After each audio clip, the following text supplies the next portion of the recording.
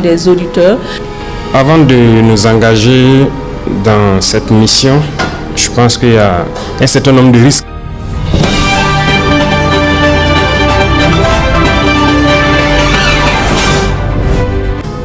Qu'il faut mesurer et accepter d'assumer.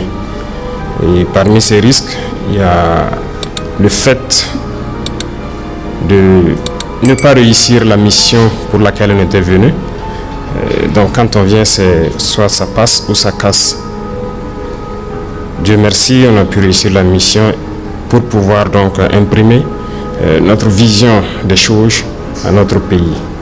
Après ça, un des risques, c'est cette situation que nous vivons, la déstabilisation. Parce que si vous voulez redresser la barque d'un tel pays, forcément, vous êtes obligé de sévir. Et en sévissant pour redresser, vous créez des ennemis internes et externes. L'autre point, ce sont ces forces extérieures-là. Il y a beaucoup de pays aujourd'hui qu'on a sous le dos. Et on n'a pas le choix, il faut le faire.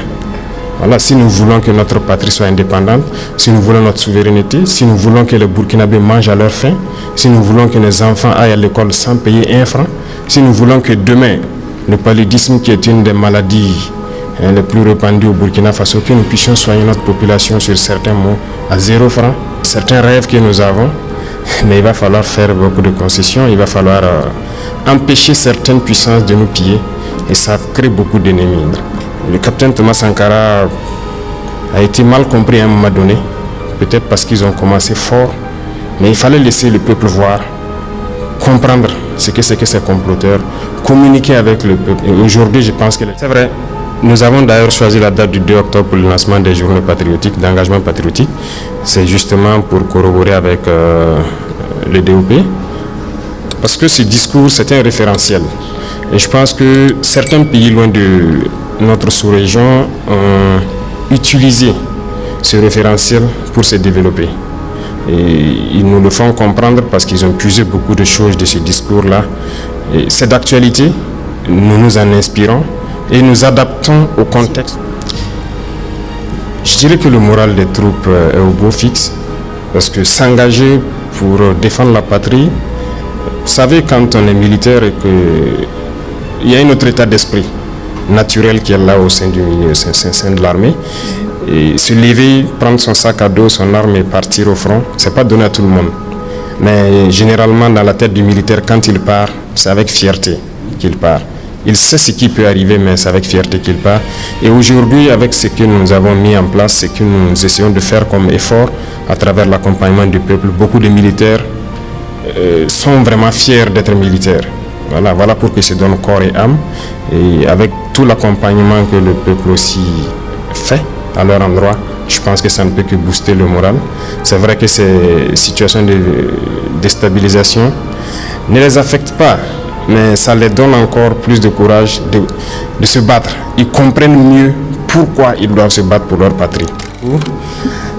Je vois que le mois de consommer local, on l'a lancé. Et ça nous tient beaucoup à cœur. Si vous remarquez d'abord sur le plan vestimentaire, les premiers actes que nous avons eu à poser, on a fait une analyse d'un certain nombre de facteurs. D'abord, il faut promouvoir ce que nos artisans sont en train de mettre en œuvre, c'est-à-dire le faso d'Anfani, le Kokodonda. C'est ce qui nous a amené à un moment donné de réfléchir sur la question par exemple des touches des enseignants qui étaient importés chèrement. Et donc on a instruit le ministre de changer par exemple les touches. Aujourd'hui, c'est fait en faso d'Anfani. Les dames qui le font, mais il y a beaucoup de dames qui ont rejoint donc l'atelier et ça fait une grosse main d'œuvre qui est employée. Également, l'instruction a été donnée à ceux de la justice de changer leur touche pour pouvoir s'adapter donc à notre façon d'Anfani et beaucoup d'autres couches sociales, même dans l'armée.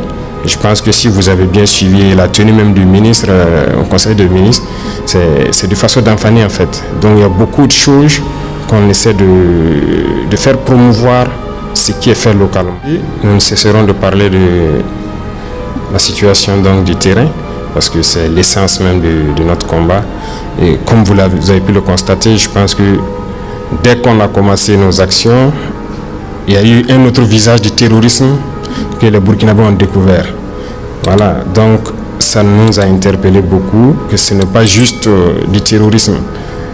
Je pense que l'objectif de ces gens est encore plus grand que ça. La dernière fois, je parlais de guerre de 4e génération. Voilà, ils ont manipulé beaucoup de gens pour les mettre contre leurs frères.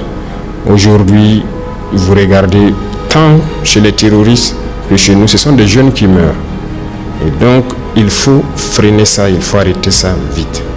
Nous sommes là-dessus parce que les eaux et forêts, il faut le dire, quand nous sommes arrivés, nous avons essayé d'évaluer la situation. C'était malheureusement un constat amer. Ils étaient là, dans leur poste. Comme je le disais, on pouvait trouver 10 agents des eaux et forêts dans un poste avec une seule arme. Donc, si vous faites des années sans toucher à une arme, c'est un peu compliqué de dire aujourd'hui qu'on peut les injecter directement dans les forêts. Les forêts sont les champs de bataille donc des militaires actuellement. Ce sont des militaires qui fouillent les forêts. Ce sera eux qui vont libérer les forêts avant d'installer les eaux et forêts pour la consolidation. Et nous continuons le recyclage des eaux et forêts. Si vous remarquez, il y a certaines unités qu'on a pris un peu, que nous essayons de recycler et les mettre à niveau. Pour que lorsque les militaires vont finir certaines portions, eux maintenant ils s'installent et ça a commencé. Il y a certaines forêts depuis l'intérieur qui ont été libérées par les militaires et les eaux et forêts qui ont été recyclées se sont réinstallées. Mais si on n'avait pas réorganisé et créé des unités organiques, on ne pourrait pas tenir, c'est pas possible.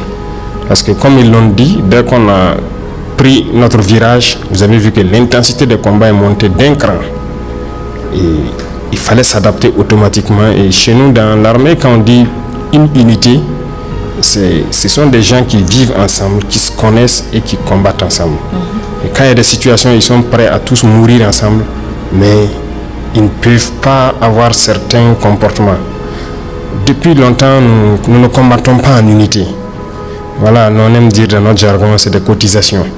Chaque corps envoie quelques soldats, on les rassemble, on peut les déposer quelque part. Ce n'est toujours pas fini. Il y a certaines positions toujours qui sont dans cette configuration.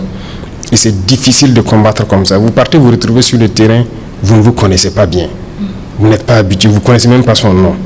On vous attaque. Vous n'avez pas confiance en lui. Comme une équipe de football. Ouais. Si on se met à rassembler des gens qui ne se sont jamais vus, qui ne se connaissent pas, bon, c'est très difficile. Et tous nos détachements étaient comme ça. Nos unités, c'était comme ça. Et donc, nous avons rapidement compris ça, qu'il faut changer, parce que nous-mêmes, nous avons fait ça. Moi, j'ai été sur le terrain avec des hommes que je ne connais pas. Et je vous dis que vous êtes bleu, vous sortez, vous arrivez, vous ne savez pas quoi faire. Voilà. Vous ne savez pas qui, souvent même, c'est très compliqué. Donc aujourd'hui, nous avons des unités organiques qui ont permis de contenir la situation.